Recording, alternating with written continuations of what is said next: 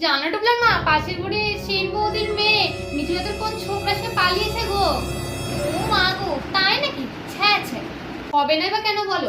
সেন বৌদি তো মেয়ে বলতে অজ্ঞান, লাইদিতে মেয়েটাকে মাথায় তুলেছে একেবারে। শুধু কি সেন বৌদি, সেন বৌদিকে কম অঙ্কা ছেড়ে রেখে ভেঙে নিয়ে আমার মেয়েকে দেখো না, আমার মেয়ে আমাকে না বলে কোথাও যায় না, কোনো ছেলে বন্ধু নেই বা ছেলেতে নাচ শিখছে। আমার মেয়ে কি বলে জানো দিদি, চাকরি বাকরি করে নাকি আমাদের সঙ্গে থাকবে, আমাদের দেখাশোনা করবে, বিয়ে দান জীবনে বন্ধ করবে না। তাকে আমরা জানি না দিদি, তোমার মেয়েকে কি আমরা আজ থেকে দেখছি, কোন ছোট থেকে দেখছি তোমার মেয়েকে। কে ফোন করলে এবার দেখি দাঁড়াও। মিনুদি। হ্যাঁ গো মিনুদি বলো। হ্যাঁ কে? আমাদের ফুলকি?